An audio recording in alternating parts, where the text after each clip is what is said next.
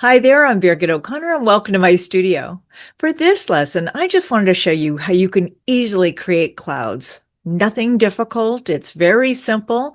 I'm going to show you two different techniques, working wet on dry, and then the other one is wet into wet. We're only going to focus on clouds. We're not going to do any masterpiece. We're going to keep it very simple and something that's very manageable for you. So let's get started and have some fun. There's a couple ways I can do this. I can use the belly of the brush by holding my brush more horizontally and barely touching the paper. And now I've changed it a little bit. I can do this. Now I think a lot of you are probably doing something like that.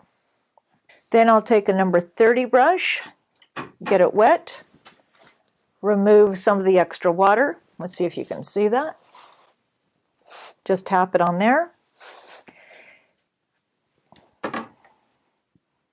And then I don't necessarily want these hard lines, so I'm going to soften. Now I kind of like the effect there, but let's say I want some color in this. I'm going to use a 14, and let's see, maybe I'll get a little yellow ochre in there.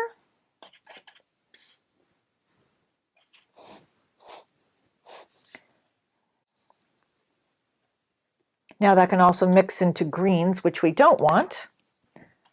I'll take a little burnt sienna, pop that in there. I'm going on the bottom. I could also take a little purple, neutralize it. I don't want to get rid of all of my white. Then I'm going to take my 30, remove the extra water, and just touch a few of the edges. Now this paper is going to dry differently.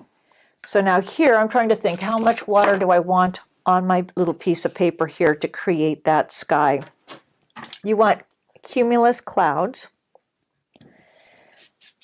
I was trying to decide, do I want an even layer or a lot of water? I'm going to go ahead and get some water on here. Then I'm going to use a 20. I'm going to get a bit more color. Remember, the blue that I'm using is whatever I had close to me.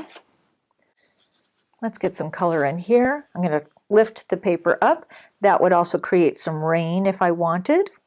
I could either get some soft clouds by doing it this way.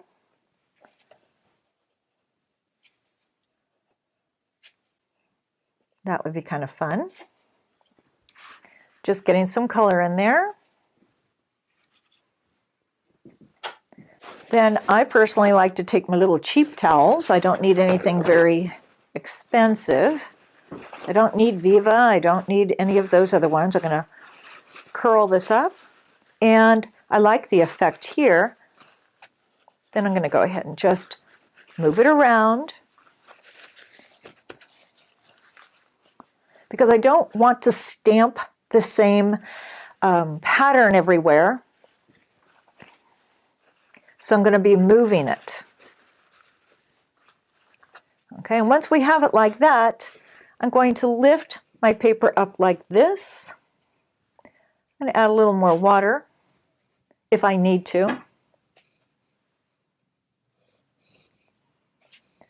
Let's just add water in here because it's going to find all the edges to the clouds.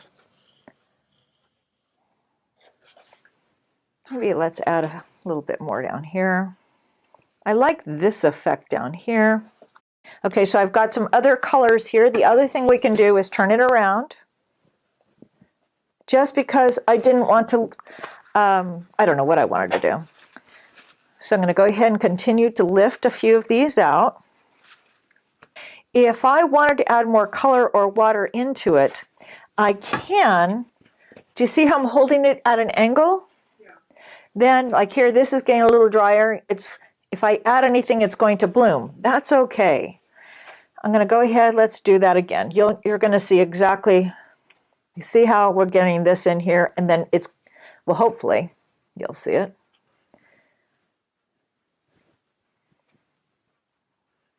I've got a little chunk of color on there, so that's not perfect. So hopefully you can see how much we can work with this. Then I'm letting that color find those edges again. And if I don't like that and I want to add that or change that, I'm going to take a damp brush. I think that works out all right. Again, it's the tilt. Okay, and then down here, do I want to add more color into it?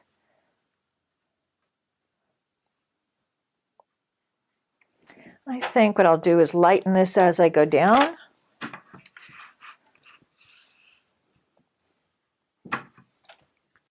And then what I'm seeing, I'm going to take a look at what's working on here. What do I want to change? Is there anything I want to change? And I think that's kind of interesting like that. Okay, I could add a little more color if I wanted to. I could come in now with a slightly smaller brush. And if I don't like the shape of that, if it's getting away from it, I'm going to actually press a little harder and maybe lift a little color out there, you know, so we have lots of different things we can do. And then what I'm going to do is look for any areas that I might want to enhance and just continue. Well, thank you so much for joining me today. I hope you now have a better idea how you can easily create clouds and add them to your own paintings. So until next time, have fun and happy painting.